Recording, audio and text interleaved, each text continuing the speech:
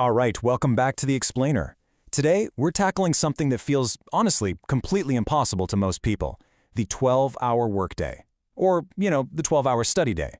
But here is the radical truth we're unpacking today, and I want you to hear this loud and clear right out of the gate. Working or studying for 12 hours straight isn't about grueling, white-knuckled willpower at all. It's actually an illusion. So you really have to ask yourself, why is it that some people can study or work for 12 hours straight, while the rest of us just completely burn out in a fraction of that time? Are they genetic freaks? Are they just built differently? Well, this is the core mystery of stamina and mental endurance, and the answer we're about to explore is going to completely change how you approach your entire schedule. Okay, let's dive into this and bust a major myth right off the bat. Most people think endurance is about pushing your absolute limits. Like trying to muscle a massive boulder up a steep hill. But the reality? It's actually about removing invisible friction. It's about getting rid of the tiny, annoying pebbles in your shoes that your brain reacts to all day long without you even realizing it. See, we usually think of burnout as this state of total, absolute exhaustion, like you've hit a brick wall. But it's not. Burnout starts much, much earlier. It's actually your brain's early anticipation of exhaustion. Your focus drops and your resistance flares up before the work even gets hard, simply because your brain is predicting an endless, mentally expensive day ahead. It's literally playing defense before the game even starts. Because here is the absolute game changer you need to take away from this. Your brain doesn't actually measure time the way you do. It measures strain per unit of time, not hours ticking away on a clock. That means 12 hours of low-friction, clearly defined work actually feels significantly easier to your brain than 4 hours of chaotic, cognitively expensive effort. It completely reframes everything when you realize it's not about your total capacity, it's about the invisible load you're carrying. So, let's look at layer 1, the 3 hidden loads. We're going to uncover the invisible drains on your mental battery.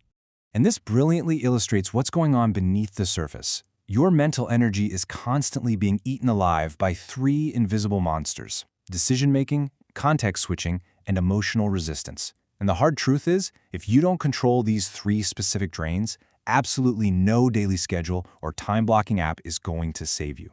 Let's break them down. First up, hidden load number 1, decision-making.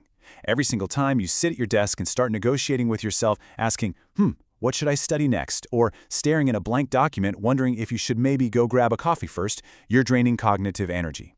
Questioning your process compounds quietly and relentlessly over the day. You are essentially stealing precious energy away from actual learning and blowing it all just trying to manage the process itself. The fix here? It's honestly incredibly simple. Step 1, pre-decide the plan. Step 2, sit down and execute. That's it. Advanced learners completely remove these decisions before the day even starts. You don't sit down to think about what to do, you sit down to execute. Having a completely pre-decided plan acts like a force field, protecting your mental bandwidth for the actual, meaningful, hard work. Okay, so once you've plugged that decision drain, you immediately face hidden load number 2, context switching. Think about jumping from writing an intense essay straight into checking a chaotic group chat, and then trying to bounce right back to the essay. Your brain pays a hefty penalty every single time you shift focus to a new subject, a new format, or a new type of thinking. And the really dangerous part? This cost carries a delayed, accumulating penalty. It doesn't feel like a big deal in the moment, but trust me, it shows up later in the afternoon as slower thinking, terrible retention, and just heavy, heavy fatigue. Look at the difference here. Constant switching is wildly cognitively expensive, but deep immersion? That is highly efficient. High-level studying minimizes these switches at all costs. You want to use longer blocks of time, push for deeper immersion, and engineer way fewer transitions in your day. Not because variety is bad, variety is great, but because constant switching is simply a luxury your mental battery cannot afford. And that naturally brings us to hidden load number 3, emotional resistance. Now, this is the layer most people never even notice. When your brain faces something unclear or mentally uncomfortable, it pushes back hard. If you catch yourself exhibiting micro-resistance, like suddenly picking up your phone, rereading the exact same sentence 3 times in a row, or losing focus every 2 minutes, listen to me, that isn't laziness, it's friction. It's friction from a task feeling way too heavy or mentally uncomfortable. So to beat this, you have to identify those unclear tasks, completely break them down, and make them purely executable.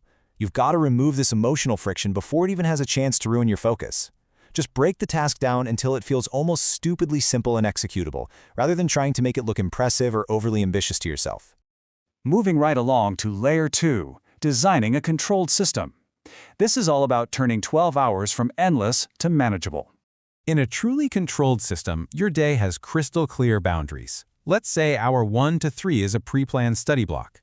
At hour 3, you take a clean boundary break. Hour 4 to 6 is your next segment, followed by true disengagement.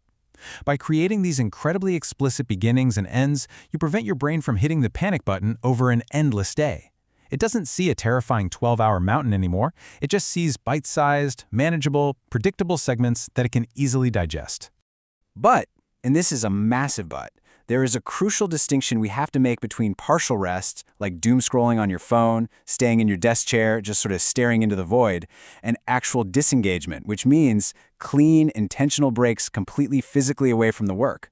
Partial rest doesn't reset your brain at all. It just delays the fatigue. And let me tell you, that delayed fatigue always returns swinging harder. Your breaks absolutely must be clean, intentional, and 100% non-negotiable.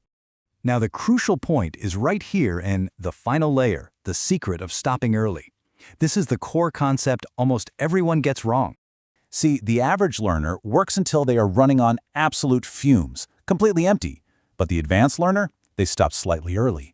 You should never, ever finish completely empty. When you finish totally drained, your incredibly overprotective brain encodes that entire day as way too much danger. And guess what happens? The very next morning, it strongly resists starting again. So why on earth does stopping early work so incredibly well? Well, it leaves a small energy reserve in the tank, it creates a really powerful sense of control, and it provides a perfectly clean ending to the segment. But most importantly, it fundamentally changes your brain's prediction for tomorrow. Stopping early isn't a sign of weakness or laziness. It is a deliberate, highly strategic training mechanism for your brain. Because think about it. When you wake up, your brain isn't asking, hey, can we crush another 12 hours today? No, it asks, was yesterday safe enough to repeat? That is the ultimate biological question your brain is running in the background every single morning. And if the answer is yes, simply because you left a little gas in the tank and actively controlled the friction, all that natural resistance just vanishes immediately. I absolutely love this quote from our source material today. Listen to this. When there's nothing to escape, there's nothing to resist. Consistency stops being hard, it becomes your default. Isn't that just incredibly powerful? It perfectly nails the whole point of this explainer. Incredibly long hours are achieved through careful, intelligent design, not through brute forcing your willpower. So, what does this all mean for you? I'll leave you with this final provocative thought. If burnout is really just your brain predicting friction, what invisible friction can you remove from your system today?